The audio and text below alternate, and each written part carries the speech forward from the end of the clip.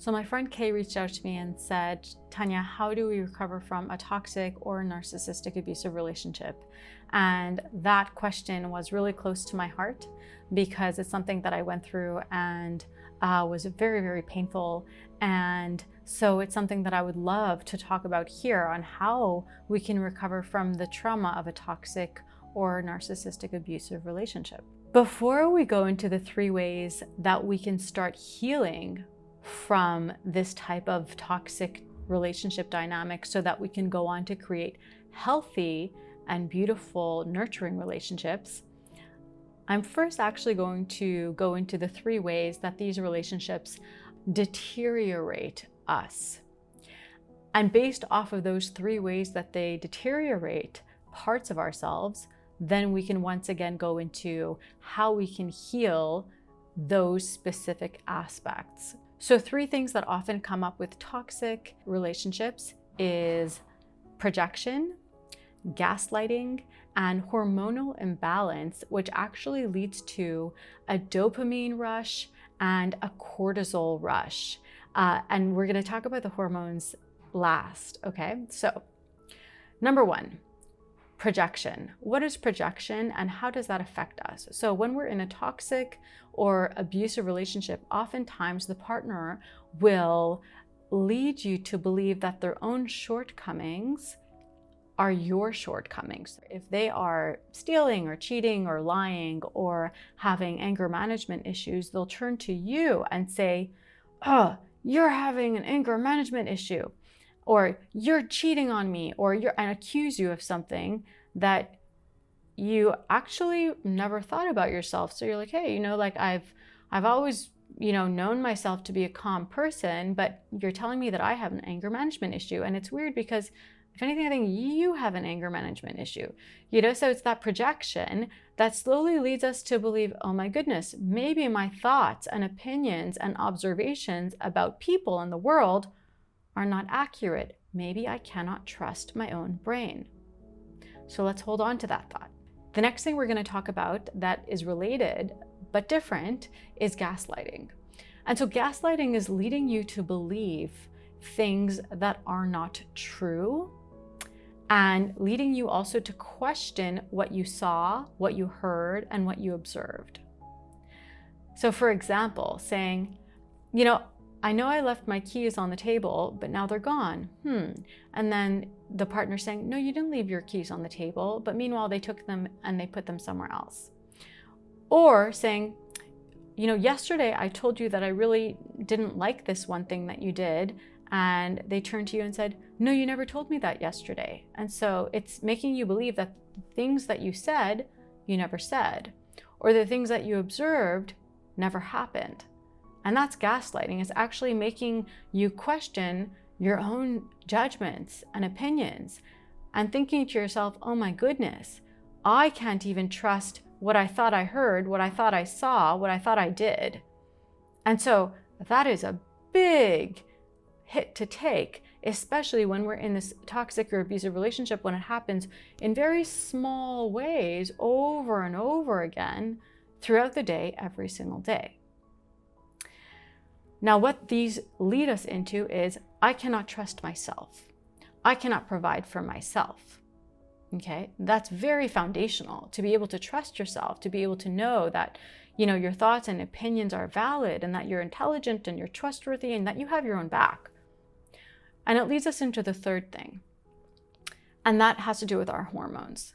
So the same way that when we are children, we rely on our caregivers, we depend on our caregivers. So now we're in a position where if we cannot trust ourselves, we are led to believe that we have to rely on this person, on this partner, to keep us okay, to make us safe, and to rely on, because we have now been led to believe that we cannot trust or rely on ourselves because we are not capable and we can't even trust our own thoughts. So we're put into almost this caregiver codependent dynamic. And that actually starts affecting our hormones because now we have high cortisol levels, meaning I'm very anxious and nervous and feeling panicked because I have no trust within myself, within my thoughts, within my opinions, within my own capacities. And now I'm overly reliant on this partner to keep me safe and to keep me, sustained and to provide for me and to make me okay, right?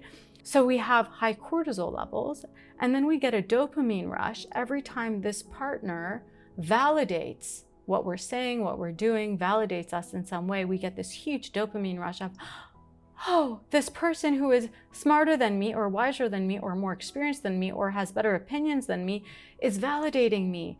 And that's such a huge dopamine rush. Thank you for this lifeline of a moment of feeling okay and wonderful or loved or accepted by this person that we put on a pedestal and that we're so reliant on emotionally or practically. And so we have the cortisol, we have the dopamine rush, and we also have the oxytocin. When we are intimate with someone, we also get this oxytocin rush when they're affectionate with us. And then we have the crash. And the crash comes when we lose their love, we lose their attention, we lose their affection, we lose that moment where they validated us or they made us feel important, because we so deeply don't feel important or validated or secure or safe or trusting of ourselves anymore. So we've gone very deeply into what is a toxic and abusive dynamic and how that can affect our hormones and our ability to believe and to trust and to have faith in ourselves. Now we can go into how we heal. What are the 3 ways? So going into the 3 ways that we can recover from this, we can tell ourselves, number 1, what are some practices I can do to once again believe in my thoughts, in my opinions, in my observations, to trust myself? And so maybe that means writing little messages and putting them in the mirror in the morning that says, I can trust myself, I'm capable, I'm intelligent, I'm smart, I have accurate observations. Maybe you want to tell those things to yourself in a little voice note and play it over for yourself every day. Maybe you want to use movement in order to help your body process these deep emotions that you've been going through. So that's maybe trauma-informed yoga or dance or trembling exercises. And that's a way to let go of that anger or that rage or that anxiety that came up. Remember, because there's those hormones involved. Number 2, how do we deal with those hormone levels that we've been, battling with? And so once again, I would say dancing or exercising for 20 minutes a day is really important. And if you are true to yourself and how you use movement and dance, you'll notice you might even start doing movements that are pushing away movements or that are bringing towards you movements of, let me push away the things that I don't like that were, negative for me and bring towards me the things or the concepts that are loving and kind and caring. And so as we use these different techniques of messaging or voice notes or using movement and dance or using, physical activity or trauma-informed yoga, these are over 3 ways that we can slowly start to come to peace with, yes, I feel anxious. Yes, I've been given these really, deep messaging over and over again, but I can overcome them and I can counteract those messaging.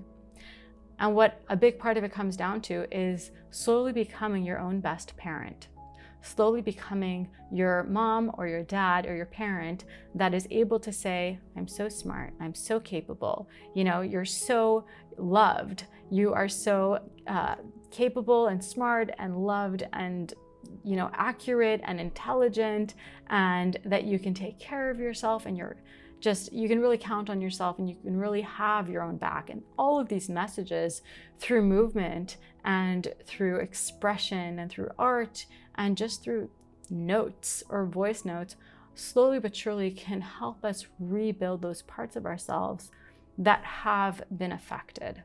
So I hope that you found this helpful, and I'm really excited to be able to share that with you because it has been so close to my heart. Thanks.